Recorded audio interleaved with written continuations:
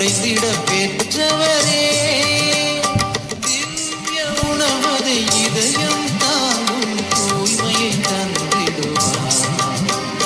முழு மனதோடே ஆயத்தத்தோடே அருந்திட வகை புரிவார். புனித அந்தோணியார். தமிழ் கலாச்சாரத்தில் புனித அந்தோணியார் அதிசய தொழிலாளி, அற்புதங்கள் செய்பவர் என்று அழைக்கப்படுகிறார். மேலும் அவர் இழந்த பொருட்கள், ஏழைகள், மாலுமிகள் மற்றும் மீனவர்களின் புரவலர் ஆவார். அவருக்கு பக்தி செலுத்துவதில் பெரும்பாலும் இழந்த பொருட்களுக்கான பிரார்த்தனைகள் அடங்கும்.